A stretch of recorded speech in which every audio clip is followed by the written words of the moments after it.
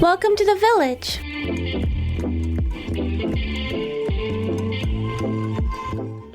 So my guest co-host today is John Sumpter. How are you? I'm doing great. How are you? Good. Thanks so much for taking the time out to be here with me. I'm excited to talk to you because what you do and what the Clubhouse is about.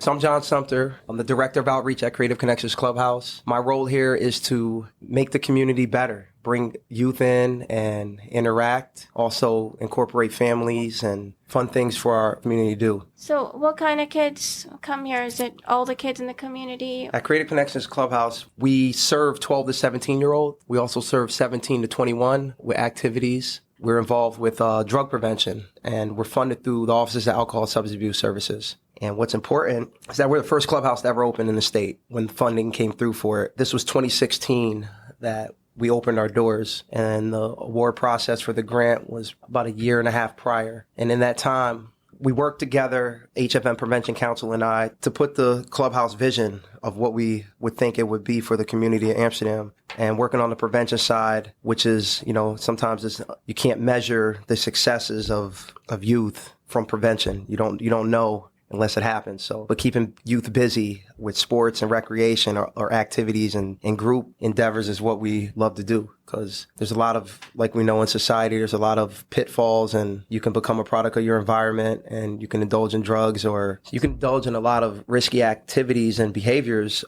in our community without resources. So we provide resources for our members to stay off the streets and in a safe environment, per se. Like you said, you don't know there's a problem until it happens. So what's the background, the history of why this clubhouse was created, and how did it get funded? So prior to the clubhouse opening in 2012, a group of friends of mine, we started Wishful Thinking Foundation. It's a nonprofit that is aimed to provide extracurricular activities and positive, safe environment for our youth in the city of Amsterdam. And that's through basketball, skating, tutoring, 3-on-3 tournaments, community service events. That's how we started. And it's a grassroots organization that picked up a lot of support over the years. How we started was from the death of 2 teens in Amsterdam. They were 12 and 13 at the time, and it was a horrific situation that happened. And it was kind of like the turning point. Our city lacks a YMCA. It lacks opportunity for youth to indulge in things if they don't play for organized sports, or they're not able to afford to play sports or travel. There's nothing. We started doing activities to try to keep our members of our city safe. And basketball was our main tool to bring community together. And we started with a 3-on-3 tournament called Stop the Violence. And we had over 500 members come out in our neighborhood. And in the following years, that number picked up from participants to just spectators. We did 8 annual 3-on-3 tournaments prior to COVID happening. So every year there'd be a tournament for the kids? In the summertime. Kids and adults. So you see a lot of families together. Yeah. It's a great community environment. A lot of friends were made over the years. It keeps the violence down. Mm-hmm. It keeps our members in the community busy and having fun. And also it's a tool to communicate for me. One of my sayings as well is it takes the village to raise a child. Yep. And it's important to have other members of our community, adults, peers, mentors, to be involved in children's lives, because I don't think one parent or 2 parents have the say-all, be-all of what's in our world. Yeah. They have their views. Right. But, there's other individuals like coaches and teachers that help shape you. Your peers help shape your views, and having those positive role models around you is important. That's what we're trying to do. We're trying to make sure that we have our positive role models in the community. Right. And over the years, we see that a lot of people want to step up and help, because once you see someone doing something that's positive, it's contagious. Yeah. If somebody has a vision to do something and people are willing to help, you can make it happen. Right. You attract that energy and you attract that good vibe when you see something good. Absolutely. And as I can see over the years, from when we started in 2012, we have 3 basketball courts and parks. We have a rec center coming. We have a clubhouse that was opened with a possible gym. Mm-hmm. We have so many more community activities, so many more kid-oriented activities like summer camps. Mm-hmm. If you look 10 years prior to that, we didn't have that in our city. Sometimes it takes something bad to push for some more good to happen. Absolutely. Yeah. Sometimes you need a wake-up call to make things happen. Mm-hmm. And I can say the city has came together over the years and made that happen. You said it is everybody's responsibility, whether people realize it or not, whether they have their own children or not. Everyone is influencing the youth. People are looking, people are depending on something or some way to go. The risk is if there's nothing to do after hours, there's no place to go, that's a higher risk of then being bored, being influenced negatively. Absolutely.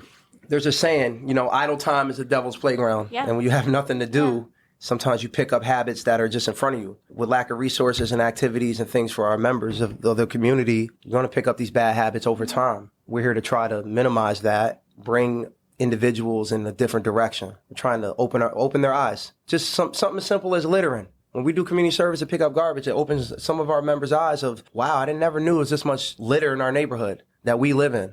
From there, that behavior of when they walk out of the convenience store and throw their garbage in the parking lot, it turns into now they put it in the trash can. Those things are important, and it takes responsible people to be involved with that. Yeah, sometimes you don't notice something, you walk by something, and if someone brings it to your attention. So how did the wishful thinking then lead to the Creative Clubhouse then? So very interesting. Our grassroots organization that TJ Sesky, Casey Martin, and me started, we were doing this, out of the goodness of our heart. It wasn't for profit. Mm-hmm. It was to make our community better. And it took us about 4 years. After 4 years of doing this, it turned into someone reaching out to us and talking about grants and other opportunities. And I had the opportunity to meet Ann Rhodes. And Ann Rhodes is a very open-minded, idea-driven person who ran HFM Prevention Council out of Johnstown, New York. And when I met her, it was almost to me personally like a motherly vibe. I seen the love in her heart and how she cared about making a difference. And it's one of those things where somebody brings the idea up that they want to introduce you to someone and you're kind of hesitant to meeting or you might not have the time. But someone always told me, a coach of mine always told me actually in football, show up to opportunity because you never know what will happen. Right. If it don't work, it doesn't work. But if you don't show up, then there's no chance of seeing the opportunity or what could happen from it. So I decided to go. I called the day before and agreed to meet like this. We went over what her vision was for this grant of the clubhouse. And I was excited because it's like what we wanted to do forever. We want a place for children to go, a safe place, judgment free, drug free, where they can aspire to do whatever they like without someone telling them it's not cool, but having positive people around them that can tell them, push for that. If you want to do that, do it. Because sometimes your peers will shape your future or shape how you view things because you want to fit in. If you want to be an artist and paint and everybody else is playing sports, you might want to play sports because you want to fit in. Fitting in is so vital for It's so the vital. age group. And I'm a proponent of telling you, be yourself. Be comfortable with who you are, use your talents, and be successful. It was a no-brainer for me to work with Miss Ann Rhodes on the clubhouse. So we met, I would say, for about 18 months on and off, following up with what we talked about, getting updates about, the clubhouse and how the grant process is going. The cool part is I was graduating from school in the spring of 2016, and I actually buy the newspaper every day. I like to read the paper and see what's going on in the neighborhood. And on the front page, it said, Clubhouse awarded to Amsterdam, drug-free clubhouse. And I was like, oh man, it was so cool. And I actually had an AMP2 test and I went to the bathroom because I'm like, I got to call and see, it was so excited. And she's like, yes, we got the grant. It was great. And she was like, I'm hoping that you want to be a part of, helping this vision. And I said, yes, I will. And it's like when one door closed, one's open. And during that whole week, I was really thinking in my mind about my future. Because when you graduate from school, you're like, all right, what's my next step? Yeah. I'm approaching 30. I'm a late student. I'm trying to start a career somewhere. And being in personal training for so many years, I really wanted to change. I wanted to make a better impact with the community. Whatever community I decided to live in, I almost decided to move to New York City and be a trainer down there. And it wasn't really in my heart, but it was like I'm following what I think I need to do. So that path changed right then and there. And it made perfect sense to be all in with the clubhouse. So from that day, which I was in class, to the present time, which is over about 5 years, we made big strides. It kind of became your destiny, right? If your heart feels something, it's going to come to you. And it's not a job to me, it's passion, Changing youth's lives and giving them a vision of positivity is priceless. It's rewarding. I don't dread coming to work. I don't dread helping. It's something to see when you see children graduate from high school to college or just even getting a trade or a career. Knowing that they're safe or knowing that they're taking care of themselves out there in the world makes me feel better. Because I'm like the neighborhood uncle in a way. It's pretty obvious that you are passionate about this place and the things that happen here. So What kind of opportunities and activities are available here for kids? Is there some sort of a fee that the families have to pay? Our clubhouse is free. You walk in, you're a member on the spot. And what's important is the members here have a voice and they're able to speak for themselves. I mean, we do have parental, sign off on things and stuff. But if a child comes in and wants to be a member, he or she is allowed to be a member at the clubhouse. And most of our fees for trips and other things are taken care of through our funding. And what's great about us is that we really work hard to look for other opportunities to fund our facility, bring in more. Yeah, that's what we do. So there's no worry or stress. A lot of the issue with parents is that they don't have the finances for activities. Absolutely. And, looking around here, I mean, you have the ability for kids to have music and sports activities, cooking activities. Music, computer tutoring help. I mean, we have a t-shirt press machine. We have a vinyl cutter. So a lot of youth always want to do things. They might speak out something that they desire. Like, I want to start a t-shirt business. I want to write books, or I want to do an album. At the clubhouse, you could do all that. If you really want to do it, and I tell youth all the time, if you put your mind to it and you want to do it, then let's get it done. We have the resources to make it happen. And that goes back to being a child. For me personally, being the second oldest of 7 and being the child that took care of a lot of, the responsibility for a single mom. I didn't have the opportunities to go into a place like the clubhouse and drop an album because we didn't have that. I didn't have that. I wanted to do music, but I wish I had a mentor to help me. I wish I had someone here that can promote that. Sports and things were great. I played sports my whole life. That's what kept me off the streets, out of trouble, and gave me something to look forward to. So that was already embedded in me to work with youth with sports. Because sports, idle time's the devil's playground. But if you're involved in a sport or an activity, it's similar to life. If you have a coach, you have a boss. If you have teammates, you have coworkers. If you have a time to be at a game or practice, you have time to be at events or work. So I kind of try to correlate those things to even children today, that it's bigger than just playing time on the field and points, and you're part of a family. You all wear the same color when you're on the field.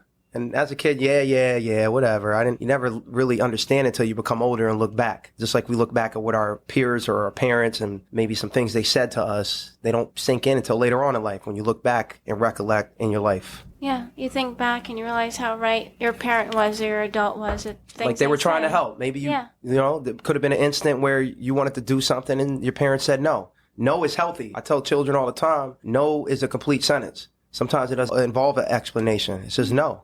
If you want to I wanted to go to the movies with my friends, and it probably wasn't the right group of friends to go with. And, my parent says no, and I instantly am upset and angry and resentful and everything a teenager does. It's okay looking back why I didn't go. Because now I understand. That wasn't the group of friends you wanted me around. It's not always easy to comprehend. Like, some parents think you need to explain to a child, this is why you can't do this or can't do that, but... And it's okay to explain it to them. Right. But sometimes you don't need to explain. It's self-explanatory. Yeah. And what do we do nowadays? A lot of parents, and this is what I deal with, and our, parents they don't want to upset their children. They don't want to say no. They want to give them the world. Yeah. Sometimes giving them that stuff is really damaging because when they grow up in life, we call them the helicopter parents, right? You hover around, you're always making sure I don't want them to be upset or sad, or I don't want them to fail. Listen, failure is success, because if you don't fail, you don't learn. Yeah. I got cut from the 7th grade basketball team as a kid. That's a story to tell other kids. Then I played 4 years of varsity basketball. Michael Jordan was cut. The greatest basketball player ever was cut in high school. Didn't know that. He didn't make the team. That's something. Exactly. How many people know that fact? But that's a motivation for me as a kid. Yeah. I knew that as a child. I knew that after I got cut. But it wasn't my game. It was my behavior. It was my attitude. So sports is bigger than just scoring points and playing time. Yeah. And that was a learning failure and lesson for me. And from there, if I love the sport that much, then I need to change some other things. Yeah. And I did. Like you said, everyone's wearing the same uniform because you're part of a team. You're a cohesive group. You're a family. And it feels good for kids to be part of something. It does. Which is a place like this you look forward to after school. Not all kids enjoy school. So now they can come here and enjoy being part of something and feel like they belong. Someone's looking for them. They matter. They care. Absolutely. It helps their self-esteem, their value, and they can learn a thing or two. And maybe they're not getting as much instruction from a teacher or a parent who may be too busy working or something else going on. And then they have you and the other members, the other volunteers here too. correct? There are volunteers. Absolutely. Kids volunteer their time for the kids. Yep. So at the clubhouse, we're open in the afternoons after school. When the buses pull up, every bus pulls up in front of the clubhouse and drops off children. We have sometimes there's so many students that want to take the bus route and they're not allowed. It hurts because I was that child growing up knowing that I didn't want to go home sometimes. I didn't want to go home. I'd rather play volleyball than go home. And I know that as a child growing up and living that life, I understand children a little bit better. And personally, I know some of our members don't want to be home because they might not have nothing in the fridge to eat. They might have arguing and fighting in their home every day and chaos. Yeah. They might not have a stable place. They might not have a bed. We take pride in our clubhouse and how clean it is and how colorful it is. Yeah, it's beautiful. And we also point out to our members, they help out. You know, they do chores here. They clean up the litter around the building. We point out to them, hey, this is our building. This is your house. I work for you. You know, we got to keep it clean. You know, we have to take care of what we have. And what that does is it turns into them going home and doing it. Yeah. You know, it's because, John told me, we got to start, we have a washer and dryer here. I call it keeping it real with my members here or even in the community. And it's not keeping it real to like, I'm saying something that's harsh. If your clothes, you've been wearing them same clothes for 3 days, I'm going to pull you to the side and say, what's up? What's going on? You need to wash some clothes and stuff. I get it. Mm-hmm. I've been there. Mm-hmm. I know how it feels. Even if you need me to pick it up for you and bring it down and wash it and bring it back, I'll do that because to me that matters. And you start to see the change. You start to see the hygiene pick up, their self-worth, their self-esteem. We have a barbershop here. We do barber cuts once a month. As a child, I knew my mom had 7 children and she's a registered nurse. Where'd she have time to go get 7 children haircut in one day? Mm-hmm. It's impossible sometimes. We have a barbershop right here. Everything's free. Come in, and if you're in the community, and we're not taking business from barbers. I say that all the time. These are your children that never get haircuts. And then it gets so bad that they get made fun of in school. We want them to be sharp all times. And if you want a haircut, you want a design, you do what you need. And the barber's going to do whatever you need because they understand too. Our volunteer barbers and people that come in, they get it. That's why they're here. We have a gym upstairs. You playing sports, you want to work out? We got a gym. You want to come upstairs and get stronger? I have experience in personal training. We do workouts here. We'll jog, we'll go hiking. We do a bunch of things to try to open their minds. Now, with a place like this is awesome for our community here, for the kids who, live around here.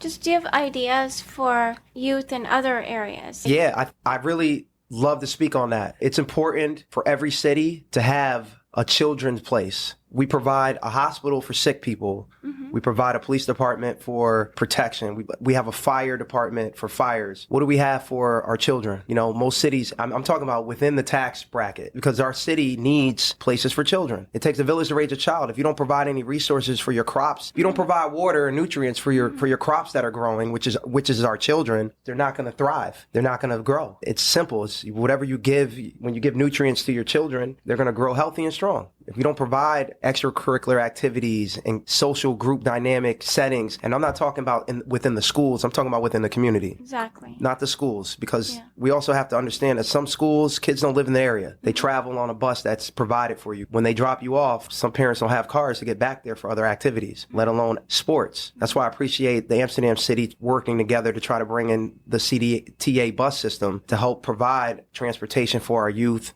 our families, and partnering with the schools to provide opportunities for children to go to and from practices. The clubhouse, we take our children to and from practices. If you want to play sports, we'll pick you up, drop you off. We provide Gatorade and snack, and we bring you back home, as long as it's all right with your parents and permission. And what that does is it brings other peers involved. I want to play. I want to go. We had 5 more kids this year want to run track because they seen their peers from the clubhouse get dropped off, and they see how much fun they're having. Now they're involved. They want to be involved in something positive. But let's take the clubhouse away and all these beautiful things we done. What would that opportunity be then? They would be wanting to smoke or wanting to do something else in the neighborhood. Yeah. That's why I'm greatly appreciated about the clubhouse and how it's a village center for our children. Yeah. We have children that come in. They might come in because they got an argument with their dad or their mom, and they don't have nowhere else to go, and they need to talk to one of us, staff members here. They might need to wash their clothes. They might need to do a homework assignment. There's people to help with tutoring and mental health. And this is a help center for our youth.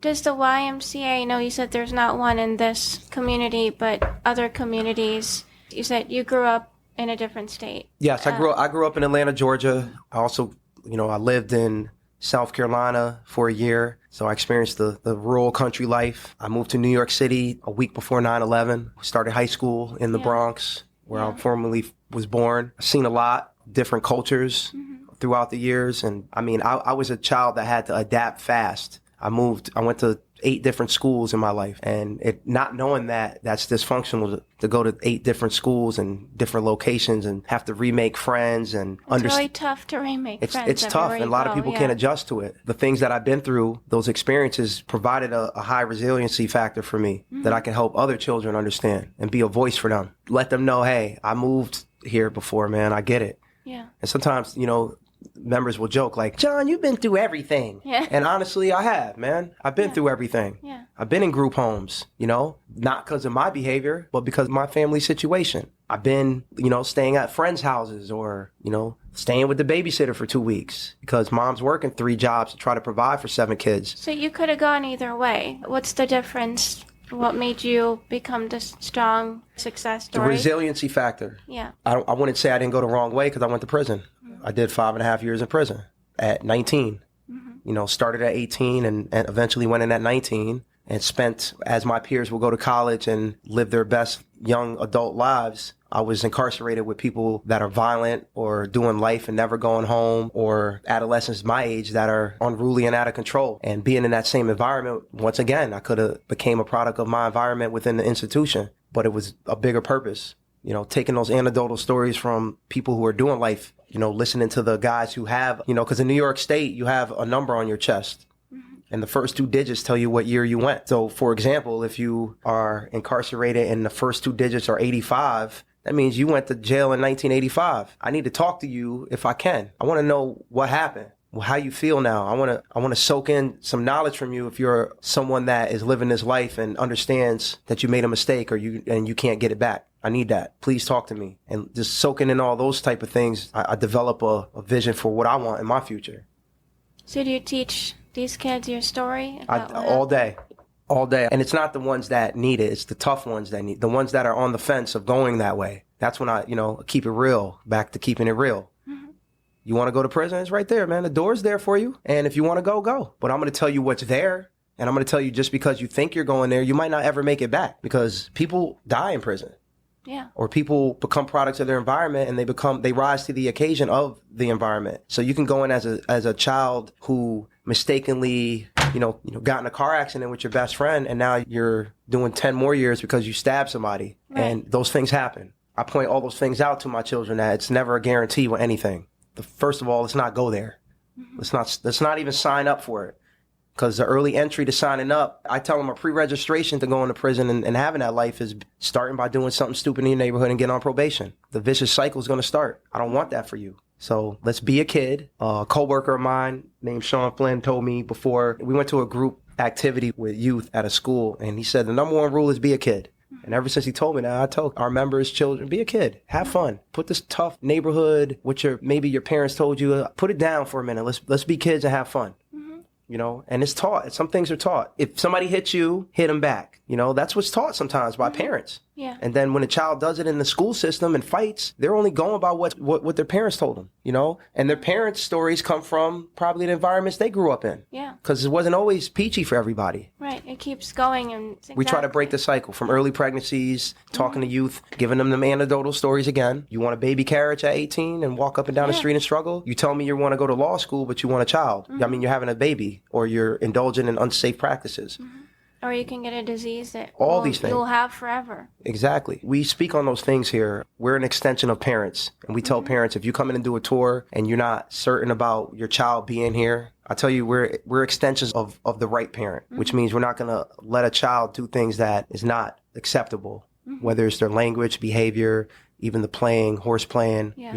When those things happen, we always have a story for everything. If you're horse playing, it can lead to something different. And then next, families want to fight each other. So let's not even go to that point. Let's not do it. And it's about respect and love. And we teach that here. And it's okay. It's not cooler to fight or to be angry. But this is a lower socioeconomic area, like so many others in our country. Those areas are high with anxiety, violence. People have chips on their shoulders. Like you said, you're taught because that's what's around you. And we try to teach kids to be polite. You're not going to save everybody, but if you can save one or have one become the next leader or the next generation, that's a win to us. And it's not necessarily about, doing well and then getting out of here, but doing well. And giving back. Exactly. And giving back. Each one teach one. What goes around comes around. We have a lot of members that played basketball in our league for the past 8 years, and they coach now. And when we have something going on, they help out. Every child that is involved in our organization knows to grab a chair or a bag and let's pick up the garbage when we're done, because there's only a certain handful of people that are doing these things for us. And if you don't realize that, these things might not continue. Take pride and care about it. I speak on it all the time. I point out to our members here, you don't throw garbage out in Saratoga when you're in their park. Yeah. Why are you throwing trash out in your neighborhood? Why are you graffitiing up your walls? This is where you live. I said, if I was at your house and I went in your bedroom and I dumped garbage on your floor, would you like that? Nah, man, I wouldn't like that. Okay, well, this is your bedroom here. This is your community. Right. Same scenario, same thing. And I try to give a lot of analogies to compare, because youth need, sometimes they need you to break down what you're saying in a different way. And then it's relatable. So. No, very true. And, I was trying to look up to see if there's similar kind of resources for kids in the rest of the state or the rest of the country or somewhere else they can go. I think the most important thing is communities, to have community centers, for one, or have activities for members, for kids. And in different areas, there's different opportunities. You go to Albany, you have boxing. You go to Colony, you have the Eddy, where kids can run on the track and have fun. We don't have a rec center in Amsterdam. Yeah. We don't have an indoor gym for kids to play for free. Like, hey, I want to go play basketball in the wintertime. And that, to me, is an important thing. We need a gym.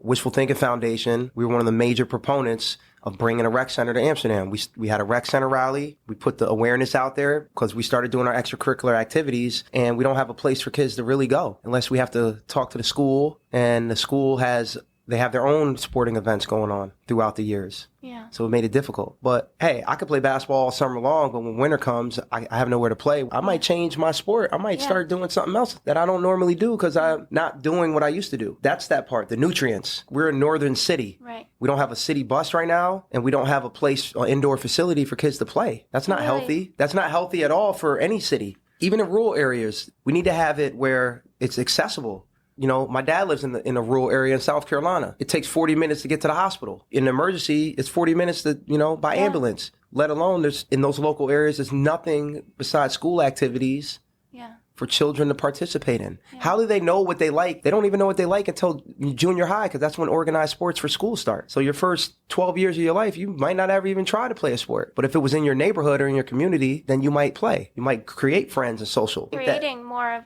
these type of every area is really key to helping to prevent some of these things. Every county and every state should have a clubhouse. Yes, personally, I feel that way. I think so too. That would help a lot of kids with a lot of issues, especially now, given mental health issues and being on the social media. This is something for them to do that's healthy and that can give them the self-esteem, the community, and the hope. Because it's all about hope, right? It's hope. It is all about hope. We have members that come in and they were part of our Christmas special movie that we did. They're actors now.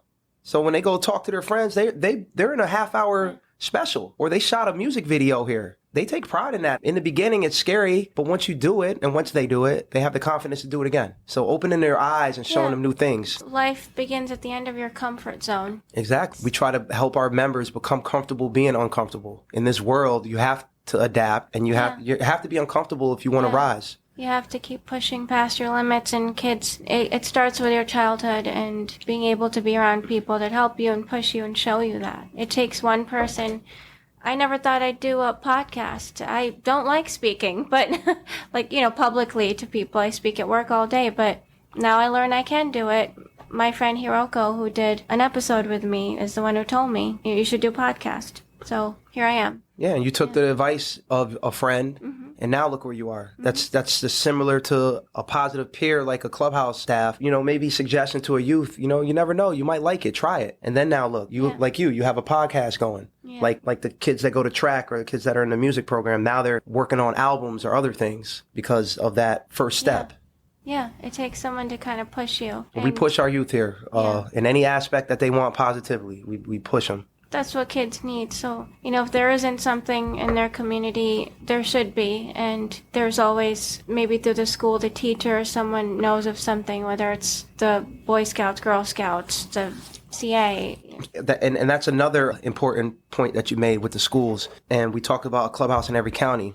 It has to be a partnership between cities and schools and funding to make these things happen. Mm-hmm. Because if you have that connection between, because there's a missing link, and I always speak on it, and I'm one of them. When I'm home, I'm home. When I'm at school, I'm at school. But the in between that connects it, what is it? Is it a community center where teachers are where children go to, and if they haven't seen them in a long time, maybe they can connect with them there, or maybe there's a positive peer at the clubhouse or that community center that can help make school relatable or help make relationships with teachers relatable. And then the same with that center link of community centers, that positive staff member or peer, how can they work with families? And how can they maybe bridge the gap between schools and families? Because there's a separation. There's a lot of, all over the country in the public school system, there's a lot of struggling parents, uneducated parents. How can they teach their children the coursework? How? Maybe they're not comfortable even telling the school they don't know it. Because when people don't know something, they don't feel comfortable telling you. If you're uneducated in a certain field or criteria, you feel threatened when somebody's maybe explaining it to you or you're trying to learn it yourself, especially as an adult. Yeah, because you feel like you're supposed to know everything at this point. Exactly. And you know what? We gotta get all that out the way. Always be willing to learn. We tell our youth, be willing to try new things and learn. Wherever you acquire at a young age is going to be with you. I have an analogy that I use, and I'm holding my cell phone. What kind of phone do you have? Oh, I have a Pixel. Okay. It's an Android. Yeah, but it's a phone, right? Right. And they both do the same purpose, right? Like humans, right? Yeah. A male, you're a female, or you're vice versa. You're Android, I'm an iPhone. But inside, we all have apps on our phone. And your apps are similar to what you pick up in life. So if you cheerlead as a kid, you had a cheerleading app. If you played football, you have a football app. If you did artwork or you were a Boy Scout, these are your apps that make you who you are, just like your phone. If you go into somebody's phone, it's the same exact phone, but you open it, it's the apps that they have are not the same apps you have. That's just like us in life. It's whatever apps you pick up, that's what makes you. Yeah, that's an awesome analogy. I love that. And what's important about it is that we're all the same on the outside, but what we acquire on the inside might be different. And it's okay, but be willing to get these apps and download them. Right. Keep downloading. Yeah. Download how to fish, or download how to drive, or download how to be polite and speak in public. Yeah. And you might not be comfortable at it. You might not go on it that much. You might have Instagram on your phone, but you might not use it all the time. Yeah. You might learn how to fish, but you might not fish all the time. Right. But you could probably show somebody else one day. Yeah. Because that's the importance of helping when we get older, right? And it starts with our future. But if they don't have any of those resources, then they can't teach the next generation. Being here for 5 years at the clubhouse, the small victories, you start to see the change that happens in the communities. Parents become more open-minded. The adults in the neighborhood become open to the change. They see the positive changes in maybe our members we're 5 years in now. And some of our members who were here at 12 are now 17 on their way going to college. What did they pick up in those 5 years along the way?